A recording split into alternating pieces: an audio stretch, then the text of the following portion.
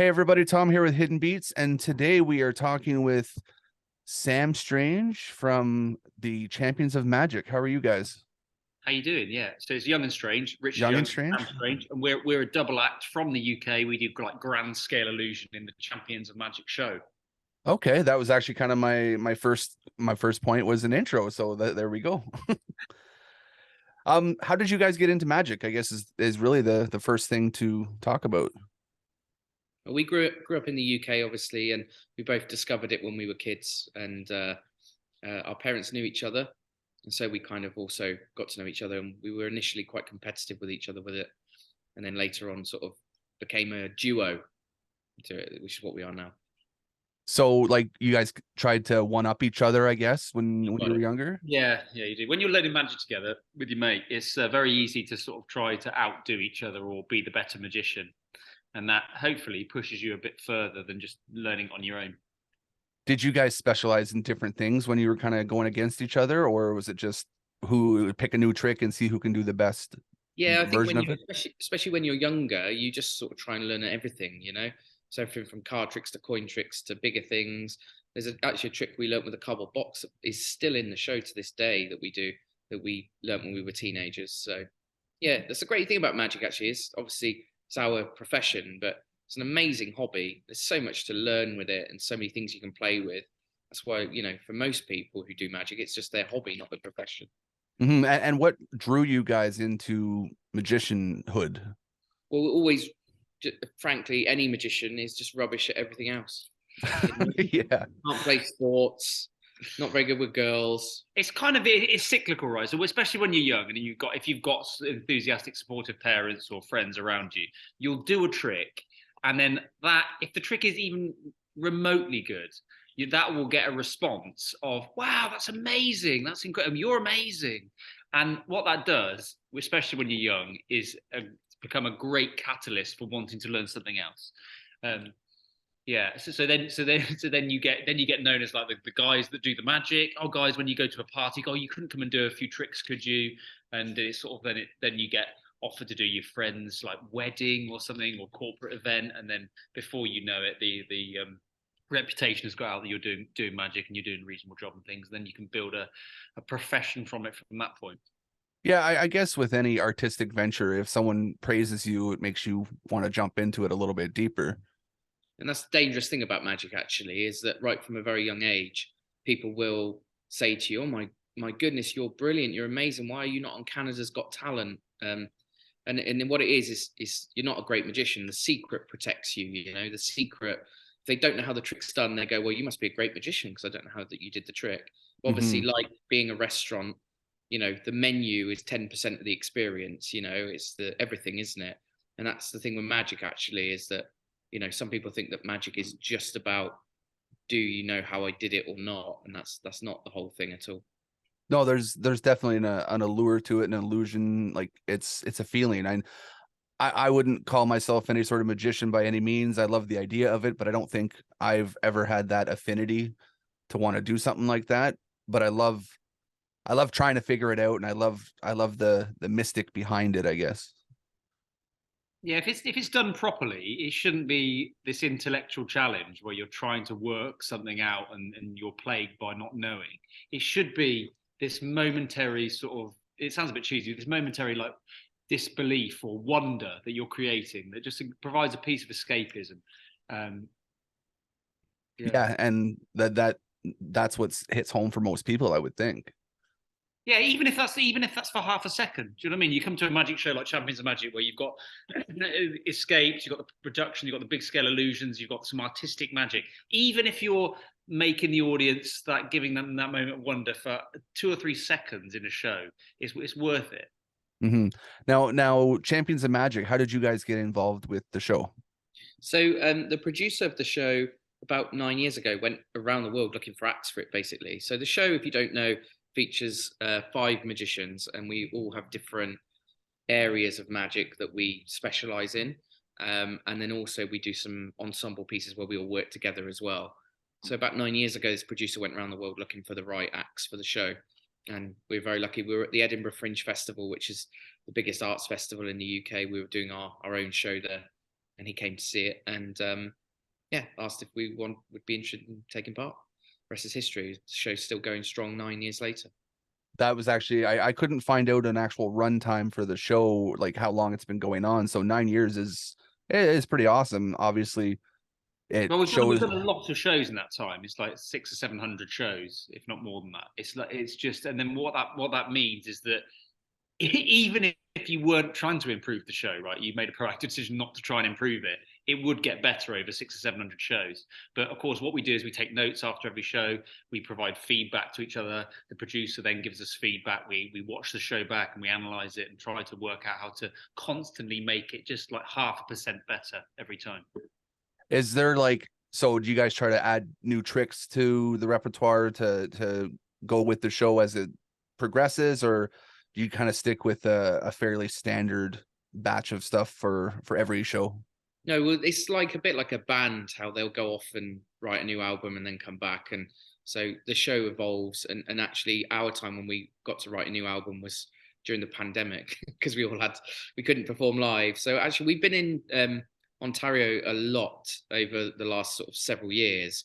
But obviously, the last time we were there was February 2020, just before the pandemic. Actually, our last show we did before the pandemic was just north of Toronto. But actually, if you've seen us before, you won't believe how much the show has changed. A lot of the content has changed. We have a new magician entirely who's in the show who wasn't there last time. And so, yeah, it's always evolving. It's never like it's a brand new show tomorrow night, but, it changes by osmosis over time. And because we've been away from Canada for a long time for obvious reasons, now's a great time to see us again if you've seen us before, because you'll see loads of new stuff. Mm-hmm. And so like Hidden Beats usually talks with musicians for the most part. So I honestly wasn't sure exactly what to ask you guys. So learning about the back end of the show and things like that is interesting to me, because you don't see a lot of that type of stuff. Yeah, it doesn't. We're not musicians, but I can't imagine it's all that much different. We tour around in a tour bus where the cast and crew, we all mingle and we all chat about the show, and we used to have like magical jamming sessions where we're showing each other card tricks rather than chords on a guitar or whatever. And it does feel like a band of magicians who are going around in a show, putting on a show that's actually has the production level with the lighting and the pyro, not too dissimilar to rock concerts. I mean, it does work in a stadium, the lighting, doesn't it? Mm-hmm. I mean, I saw pictures of, like, I haven't seen the show myself. I'd love to get out at some point, but you're not exactly near where I am. Where are you? I'm based in Ottawa right now, so I'm about 6 hours from Toronto. Oh, we've been there. We have been there before. We played the ice hockey arena there. We had a great night. Oh, okay. I probably didn't. You weren't on my radar at that point, I guess. But if I ever get a chance to, I do plan on coming out for the show. And like, I love magic, so it's something like this is fun. And when it came across my desk, I was like, of course I want to talk to these guys and see what the show is and what it does, and try You love magic. We should do some magic for you then. Oh, I'd love that. I think even people viewing would love something like that. Great. We've got a couple of very quick things we can show you. Okay.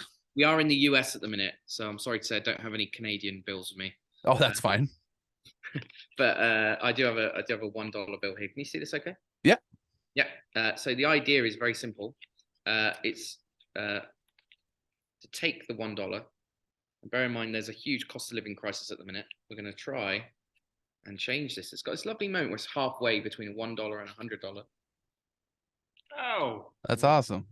That is clean. There you go. Yeah, see, like, you can come do that up here and make me some extra $100. That'd be awesome. Also, do you remember these? Yep. It's a Rubik's Cube. Do you know what the world record is with a Rubik's Cube? It's ridiculously quick, if I remember correctly. It is actually very, very quick. I'm gonna try and see what I can do here and give a little whoop. Oh, there you go. Nice.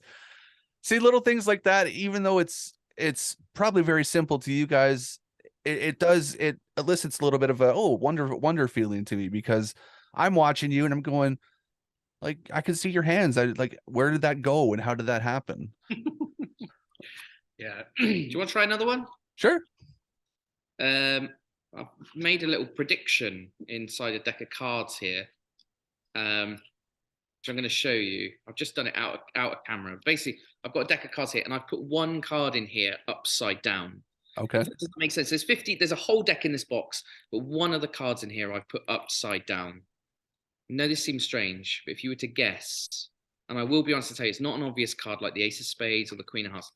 If you were to guess, what card do you think I turned upside down? Let's go with 7 of Hearts. You sure? Yeah. I'll do this as fairly as I can. I hope it's still in shot here. Yeah, no, you're good. My hands are all okay. Nothing in my hands.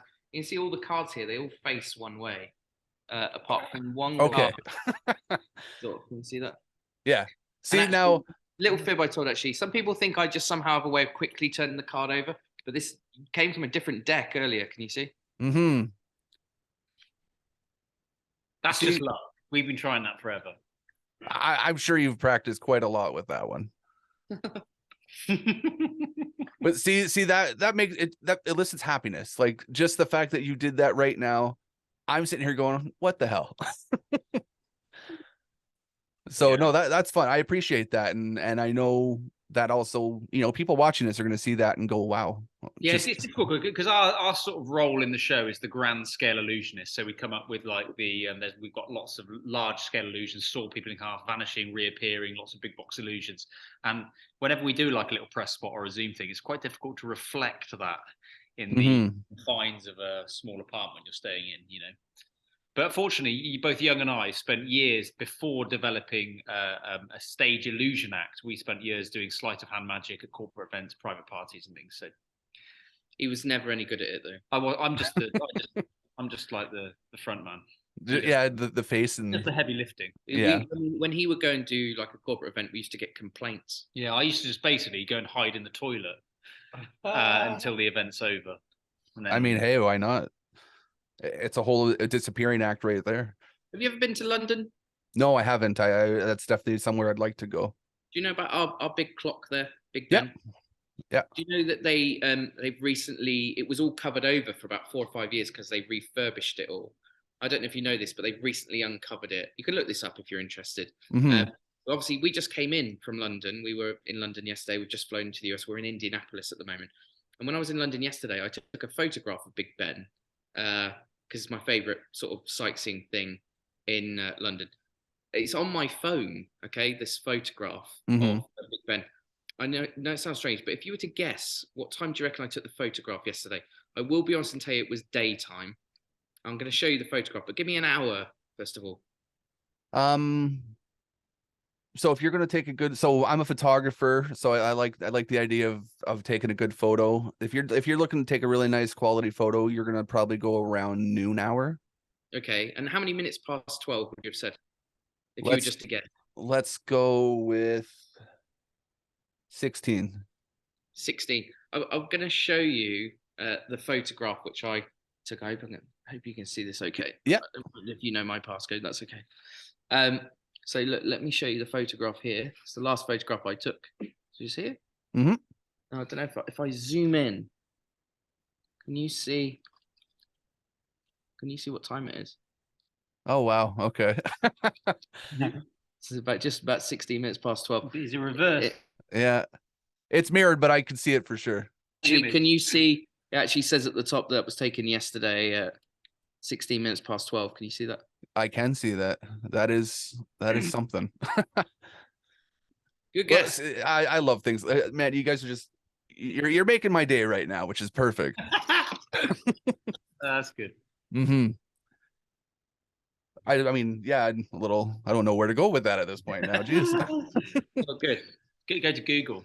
We tell you about the show. So we're in Ontario the beginning of December. We've got 3 shows across Ontario on various different dates. And, yeah, I was looking at that. I think I'm just going to see if I can quickly pull it up here.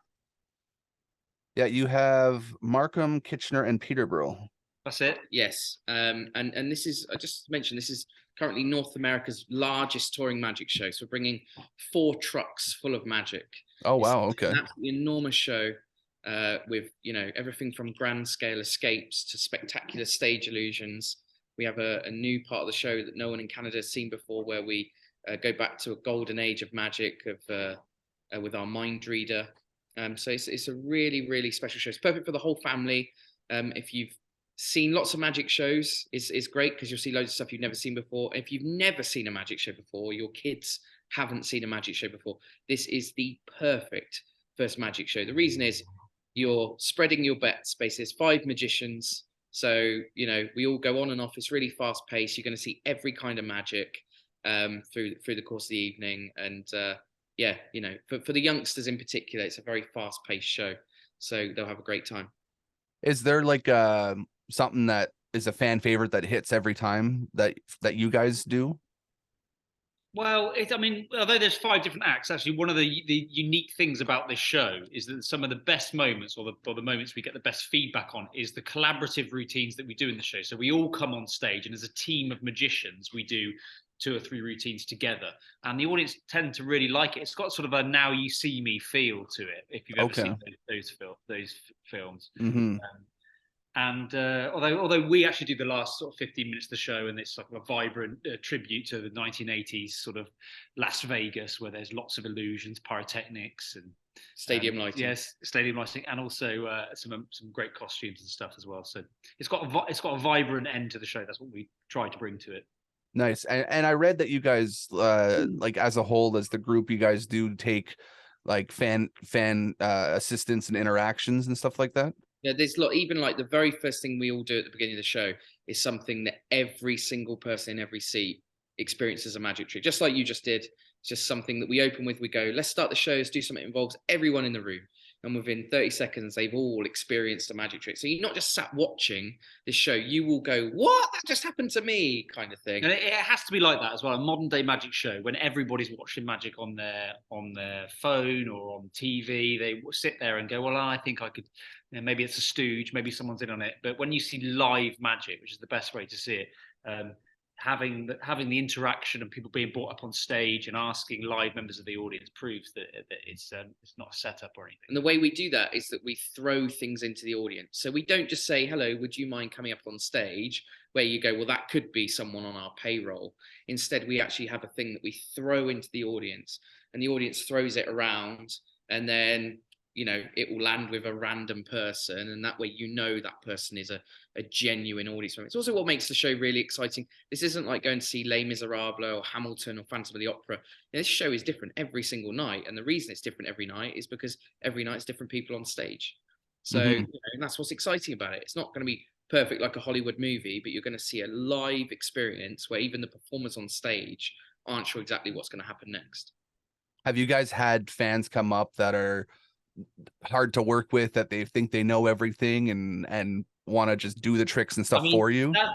Because we've been in this industry for quite a while, that is inevitable. If you do enough performances, every single thing on stage that can go wrong does go wrong, and all those sort of like weird things that happen with audience members being brought up do and can happen.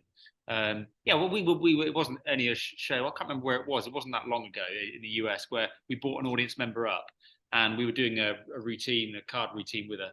And halfway through the card routine, in front of a live audience of about 1,500 people, she just said, "You're boring me a bit now." And she was really drunk. She was really drunk, and we were having fun and playing and doing heckler put downs and all that sort of stuff. But then she just said, "You're boring us now," and then she left the stage. But of course, you know, we just followed her through in the audience with a camera and just insisted she saw this trick, and it was really nice, sort of vibrant live feel to it. She was really drunk. So you get stuff that happens like that inevitably. No, and I could imagine it makes for, like you said, a vibrant show, an interesting show, because it's who knows what's going to come out next. Well, it's live, isn't it? It's live. But that jeopardy is really appreciated by the performers. When you get something that doesn't happen, is a bit off script. If you love performing, which we do, then you really relish that moment as opposed to sort of curl up like a ball and hate it. Is there tricks that you guys have wanted to put into the show that just haven't made the cut yet? Well, that's a good question. It's a interesting process coming up with a brand new illusion. You have to come up with a concept. You then have to go through trial and error with it, and it's hard. That process is harder for illusionists because inevitably illusions cost lots of money to buy, and then fixing them or taking them back to the workshop with the trucking and all and the actual material cost of it all soon makes a budget get out of control. Whereas if you're a card magician and you're experimenting with a new idea, well, you can there's no real material expense to it. But illusionists always have a tough gig trying to come up with something brand new and the trial and error process around it. Yeah, I imagine the practice just involved in putting something together on its own takes time, and then trying to work it into the show takes a whole new level of time to practice that out too. Yeah, and even when it gets into the show, it can be bad, you know. Like the first few shows you do, it doesn't go well. The laughs aren't where you hope they would be, and there's flashes of things you know the audience shouldn't see. But then you know, you just hammer it out, don't you? You hammer it out every single show. You look at it, you try and work at it, and then you know, couple of hundred shows later, you've got yourself a really good routine. You have to have faith in that process that it will eventually get good. Yeah, I mean, practice makes perfect, and same with musicians. One song might not do as well as two other songs. You just got to work it out. I think my dog just freaked out. I guess I don't know. I'm not a musician, but you would imagine that when you come up with a melody for a song, you can pretty quickly gauge whether that's a good melody or is going to go down well, I would guess. But with magic, it can often be, you know, a really clunky routine, and you just lose faith in it pretty quickly. But then you just keep hammering away at it, and it will get better. And then before you know it, actually, you've got a really great routine by the end of it. Yeah, for sure. One of the questions I like to ask everybody, and I guess I'm tweak it a little bit for you guys, is there like favorite musicians and stuff that you guys listen to get yourself amped up before a show? Like, do you have that one song that you put on some headphones before you go out there just to get your energy going? Well, of course, what's great about what we do is that we actually use music during the show. So, you know, we we often put some of our favorite pieces of music and bands that we love and stuff, and we get to almost perform with them out on stage, because we'll whack their track on and do an allusion to their music. So music's a huge part of the show, actually. It's a great question. We don't get asked it very often. But yeah, the pre-show music, the show that plays before the show starts, there's a couple of tracks in there that we're normally all sort of waiting, you know, backstage just before to go on, and we all sort of get together and have a little jam. We particularly love, I don't know. This might be a bit too mainstream. Yeah, you're a proper cool guy. Yeah, but yeah. We love The Man by the Killers. We always play that. It really gets us going, that does. So I don't know why. I mean, no, I love the Killers. They're definitely great songs coming out of that group right there. Yeah, there's a couple of Coldplay tracks and things like that. Adventure of a Lifetime by Coldplay. It's all very mainstream though. So yeah, I mean, I love Metallica and stuff like that, but yeah. Hey, Metallica's fun. That was actually one of my first concerts I ever attended was Metallica. Where was that? Here in Ottawa, actually. Was it? What year? Oh God, that would be 15, more than 15 years ago, I think, at this point. They had a haircut then. That's a shame. Yeah. Yeah, and that was just, it was a random one to go to, and then that's one of the things that got me so invested in music, really. It was going to live shows and seeing things like that. Yeah. Are there any sort of UK bands that you love at the minute you can put us in the direction of? Quite honestly, or actually we just did there's one, I'm gonna look it up now. I have so many things that come across my desk I forget names really easily. But we just had a press conference with, where are they? I think it was the New Hope Club. The New Hope Club. Yeah, it's a smaller band, like a more of a come up band that's doing some fun things out in the UK right now. Oh, brilliant. Yeah, there's we get the chance to talk to people across the globe, really. So it's fun to learn some new things and find some new music to listen to and just feel a little bit more about what's going on in the world. How's the music industry reacting to this whole Taylor Swift thing, Ticketmaster? I've heard ups and downs from different things, but they're exploding and trying to now decentralize this because Ticketmaster and Live Nation decided to let's merge and have a monopoly, and it's crazy to see how things are going with that. And I think you're going to see the advent of new portals to get your tickets and things through. Interesting. Yeah. There's a new company, or I guess it's not new, but a company we were just looking at recently called Side Door, which does what it does is connects venues with musicians directly through their portal. So you don't have to go through Live Nation, or you don't have to go through these other things. And it kind of gives you, especially smaller musicians, it gives them an avenue to play more shows and kind of get more gigs out there. Yeah.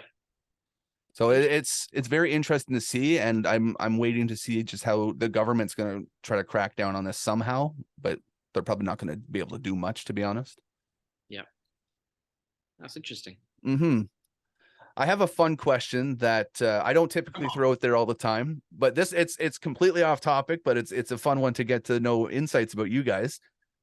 Do you think a hot dog is a sandwich? Oh, well. That's fantastic. What a fantastic question. I mean, I would say no. But and what's your reasonings behind it? Well, now, I knew that was coming. The shape of the sausage, isn't it? No, but the shape of the sausage he was. No, but hang on a minute. You would eat as in the UK. You would have a sausage sandwich. Yeah, but listen, the sausage sandwich would be cut in half. Those sausages would be split in half in a sausage sandwich. You know, it's the circular sausage which is killing that. But so in Canada, for instance, we have some people who do the sausages, but they slice them a bit too, and it's still the same idea in the sausage bun. I've never they're morons. I've never called a hot dog a sandwich. So for that reason, I would say no, it isn't a sandwich. Just because you haven't called it a sandwich, but what is the criteria for a sandwich? Yeah, it's a bit of, we just come back from Subway. If I got a call from Young when I was in Subway and he said, can you get us a sandwich with a sausage in, and then the sandwich opens like this? I go, no, just a hot dog. Just get a hot dog, and I'll know what he's talking about. It's inefficient, isn't it? I mean, yeah, definitely inefficient to say it that way. It's a fun question because it stirs up like contradiction between people. Some people just really don't believe it, and some do. I think a closer comparison to sandwiches is the beef burger, because that is literally a flat piece of meat that's in between two bits of bread. I mean, you're not wrong for sure, but thinking of a Subway also, that's considered a Subway sandwich. See, it makes you think. I mean, I can't stop thinking about it. I mean, I wasn't listening to the last 30 seconds because I was in deep thought myself about whether it's a sandwich or not. Well, I'm glad I can make you. Give us another one. So now I just want to pay him a compliment because we've done a lot of this stuff over the last, and honestly, we get asked the same stuff over. That was a great question, my friend. Well done. And that's one thing. I'm not a researcher. I try not to do cookie cutter questions, but obviously some are going to happen. And I'm sure I've asked a few today, but I try to make it fun and interesting. That's my goal for these things. You do need a way into the interview, isn't it? And in any sort of greeting, you need to be a bit sort of polite and like, oh, okay, you're here to promote the Champions of Magic show, or how do you guys meet? How did you get into magic? They're kind of obvious questions that are necessary, but then more interesting questions like the hot dog thing is what we live for. So have you got another one? Not in the hot dog realm, but I do have an interesting one. Speaking of interviews, you just said you've been doing a lot of interviews. What's something you think should be asked more in interviews that's not asked enough? I think genuinely this is for me, right? If you're a performer, then you're putting yourself out there, and that means that if you're good at what you do or you're successful, the public are going to be interested in you on a deeper level. They're going to want to know a bit more about you. And I think when we do things like this, there's a culture that you as the presenter can't ask us personal questions. Yeah. Now, personally, I think that's wrong, because if we're here selling us as us, then of course you should be able to ask, is he married? Am I married? Have I got kids? What's it like being on the road so much? What's it like being away from your family? You know, do you get down at times? But yeah, and I think also for your listeners, if you could ask questions like that and not have to worry about whether it was appropriate, you'd be able to do much more interesting. But they're more interesting questions, aren't they? Whenever you talk to somebody on that deeper personal level, I think it's just more interesting conversation than what do you think of the Prestige film, whatever. Yeah, see, I wouldn't even have thought to ask you about the Prestige film, even though I didn't really enjoy that one. That's why you're a great interviewer, because that is a dreadful question with a dreadful answer. So yeah, that wouldn't even have crossed my mind. Just the fact that you brought it up, I'm like, wow, yeah, that seems like a weird question. But yeah, weird stuff though.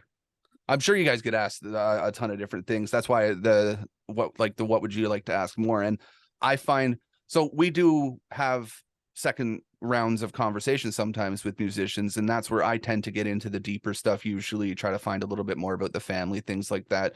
Because when the interview is approached to me, yeah, we are trying to highlight something, so we do have to ask those, specific things, and we can't necessarily spend 3 hours having a conversation about everything just for time constraints alone. So yeah, asking more personal stuff is always a interesting conversation for sure.